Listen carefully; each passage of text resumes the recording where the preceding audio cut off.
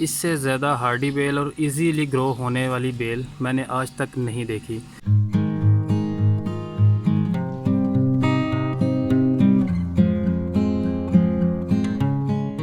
इस बेल का नाम है ग्लोए वाइन। ग्लोए वाइन बहुत ही ज़्यादा इजीली ग्रो होती है। इसको आप ऐसी जगह पर लगा दें जहाँ की मिट्टी किसी भी तरह की हो, भालू मिट्टी है, चिकनी मिट्टी है, रेतली मिट्टी है, कंकरों वाली मिट्टी है, ये बेतहाशा तेज़ी के साथ अपनी ग्रोथ करती रहती है। तो मेरी आदत है कि ये जिस तरह कोकोपीट का एक मैंने बाल्टी रखी हुई है, एक्स्ट्रा कोकोपीट है, जब ज़रूरत पड़ती है मैं इसमें से निकाल लेता हूँ।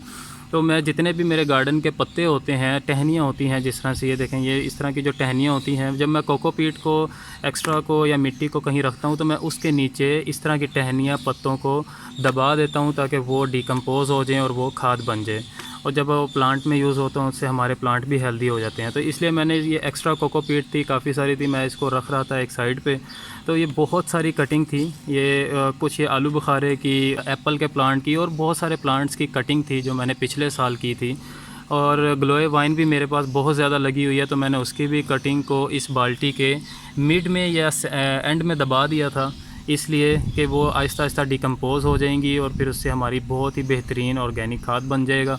तो बाकी कटिंग तो ग्रो नहीं हुई, लेकिन देखें ग्लोए वाइन ने नीचे से ही अपनी जर्मिनेशन स्टार्ट कर दी और साइडों से ये निकल आई। एक ये कटिंग है, इसकी हाइट देखें आप, माशाल्लाह काफ़ी बड़ी हो गई है। एक कटिंग ये वाली ग्रो हो रही है और दूसरी ये वाली एक कटिंग है, 3 है, और चौथी यहाँ से ये निकल रही है अभी। तो मैं अब क्या करने वाला हूँ कि कोकोपीट से इसको निकालते हैं और इस तरह के कप्स में लगा लेंगे। और जिस तरह से कटिंग को रेडी करके मैं गिफ्ट करता रहता हूँ अपने दोस्तों के साथ, तो इन कटिंग को भी मैं गिफ्ट कर दूँगा अपने दोस्तों को, ताकि वो भी लगाएं और माहौल हमारा, जितनी ज़्यादा ग्रीनरी होगी घरों के बाहर होगी, पार्क्स में होगी, उससे हमारा माहौल ही साफ़ होगा, वेदर साफ़ होगा, तो हम अच्छी जगह पर सांस लेंगे। तो मैं इनको निकालूँगा और निकाल के इन कप्स में लगाने वाला हूँ। तो इनको निकालने के लिए पहले मैं ये कोकोपीट को बाहर निकाल लेता हूँ। बाल्टी में से सारी कोकोपीट को बाहर निकालते हैं। और ये देखें हल्की हल्की सी नमी है, काफ़ी सारी टहनियाँ मैंने इसके अंदर दबाई हुई थी, जैसे एक ये टहनी निकल रही है, ये बहुत सारी टहनियाँ हैं जो मैं कोकोपीट के अंदर या मिट्टी में दबा देता हूँ। वो आहिस्ता आहिस्ता आहिस्ता आहिस्ता डिकम्पोज़ होती रहती है और उससे हमारी बहुत ही अच्छी खाद बन जाती है। तो ये कुछ कटिंग्स मैंने यहाँ पर दबाई हुई थी, तो उनमें से ग्लोए वाइन की ग्रोथ निकल आई।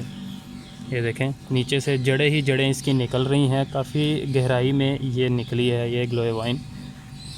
ये देखें, काफ़ी सारी कटिंग है यहाँ पर। ये मैंने काफ़ी सारी कटिंग यहाँ पर दबाई थी। सब कटिंग ने तो ग्रोथ स्टार्ट नहीं की है, लेकिन कुछ कटिंग ने ग्रोथ स्टार्ट कर दी है, नीचे इसके और नहीं है। तो मैं आपको दिखाता हूँ पहले। ये देखें, ये है वो कटिंग जिसकी ग्रोथ स्टार्ट हुई। यहाँ से लेके यहाँ तक का जो एरिया, ये मिट्टी के अंदर दबा हुआ था, इसलिए ये वाइट एरिया है सारा, ये सारा वाइट एरिया। यहाँ से लेके यहाँ तक का एरिया मिट्टी में था, और आगे से क्योंकि वो कोकोपीट से बाहर निकल आई तो वो ग्रीन हो गई। 2 जगह से इसकी जड़ें निकली हैं, एक ये नीचे से जड़ निकल आई इसकी, एक यहाँ से जड़ निकली है, एक यहाँ से जड़ निकली है। तो इतना एरिया मैं ये कप में दबा दूँगा तो हमारी बेल इससे तैयार हो जाएगी। और दूसरी बेल जो जिसने अपनी जर्मिनेशन स्टार्ट की है वो ये वाली है। नीचे वाली साइड से इसकी ये जड़ें निकल आईं और ऊपर से इतना एरिया कोकोपीट के अंदर था, इसलिए वाइट रह गया। अब ये इंशाल्लाह ग्रीन हो जाएगा जल्दी, और यहाँ से इसकी जड़ भी निकल आई और नया से नई ग्रोथ है। जो तीसरी कटिंग है उसने भी अपनी बिल्कुल नीचे वाली साइड से ये नई जड़ें निकाली हैं और ऊपर वाली साइड से ये इसकी नई ग्रोथ निकल आई। तो अभी बाकी कटिंग को तो मैं छोड़ दूँगा ये, और जड़ें भी काफ़ी सारी हैं इसके अंदर, लेकिन जिस तरह की ये वाली कटिंग्स हैं, इसकी ये जड़ निकली हुई है, तो इनको मैं कप्स में लगा लूँगा, इंशाल्लाह सेव कर लूँगा। कप ये मैंने 3 इंच का लिया हुआ है, छोटा कप है। इसके अंदर पहले भी मैंने कटिंग्स ही लगाई थी। ये मिट्टी इसके अंदर है, मिट्टी थोड़ी सी भर लेते हैं, और भरने के बाद इसमें जो ये वाली कटिंग है जिसकी नीचे से जड़ निकल रही है, ये काफ़ी अच्छे से हमारी ग्रो हो जाएगी। और ऊपर की जो ग्रोथ है तकरीबन 1 फुट के करीब हो गई है, तो पहले इसको लगाता हूँ।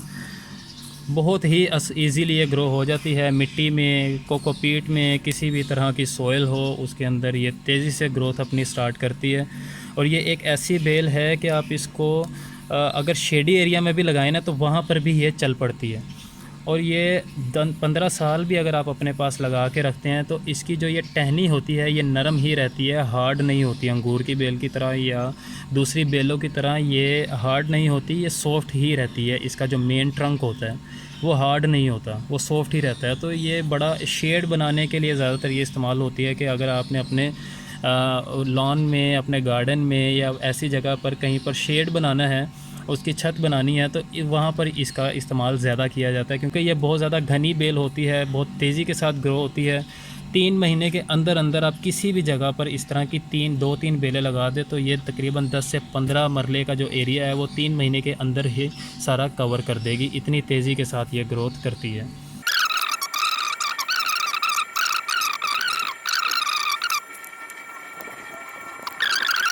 तो ये कुछ एक्स्ट्रा कटिंग भी है, ये बहुत सारी और भी कटिंग है जिनकी रूट्स निकल रही हैं, लेकिन क्योंकि अभी मेरे पास बहुत ज़्यादा स्पेस नहीं है, ऑलरेडी बेल बहुत ज़्यादा मेरे पास लगी हुई है, बड़ी बेल है, तो मैं इनको अभी ग्रो नहीं करूँगा। और जो ये मैंने कटिंग्स पिछले साल लगाई थी नहीं चली, तो मैं इनको दोबारा से कोकोपीट में दबा दूँगा। ये आहिस्ता आहिस्ता डिकम्पोज़ हो जाएगी और हमारी खाद भी बन जाएगी, क्योंकि मैं कि जितने भी गार्डन के पत्ते होते हैं उनको फेंकता नहीं हूँ, इसी तरह कोकोपीट में या मिट्टी में बाल्टी में दबा के रख देता हूँ। वो 3-4 महीनों में ही डिकम्पोज़ हो जाती है, फिर उनको निकाल के अपने पौधों में डाल देता हूँ, जिससे पौधों की ग्रोथ ज़्यादा हरी भरी और तेज़ी से बड़ी हो जाती है। अगर आपने भी अपने घर में प्लांट लगाए हुए हैं, पौधे रखे हुए हैं, तो उनसे जो भी पत्ते वगैरह निकलते हैं या किचन वेस्ट, आपके किचन में से कोई सब्ज़ी के पत्ते वगैरह निकलते हैं, तो उनको फेंका ना करें। इस तरह की पेंट वाली बाल्टी में थोड़ी सी नीचे वाली साइड पे मिट्टी डालें, फिर अपने किचन का वेस्ट या गार्डन का जो वेस्ट होता है, सफाई करते हैं, बहुत सारी टहनियाँ पत्ते निकलते हैं, उनको भरें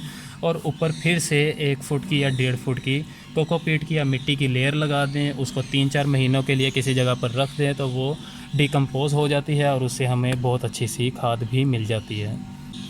तो ग्लोए वाइन को कप्स में मैंने लगा लिया है। अब इसको हल्का सा पानी दे देंगे, नहीं भी देंगे तो मसला नहीं है, क्योंकि ऑलरेडी कोकोपीट बहुत ज़्यादा नम है, नमी बहुत ज़्यादा है। तो इसको ऐसे ही किसी भी जगह पे आप रख सकते हैं, शेडी एरिया में भी रख सकते हैं, धूप वाले एरिया में भी रख सकते हैं, ये इंशाल्लाह चल पड़ेगी।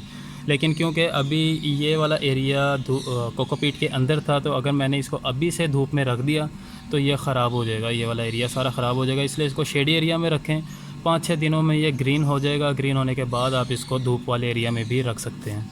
तो ग्लोए वाइन को लगाना बहुत ज़्यादा आसान है और बहुत ही ज़्यादा इजी टू ग्रो है। किसी भी तरह की केयर की ज़रूरत नहीं है, किसी भी तरह के फर्टिलाइज़र की ज़रूरत नहीं है, कोई भी केयर की ज़रूरत नहीं है। इसको पानी नहीं भी दें तब भी ये चल जाती है।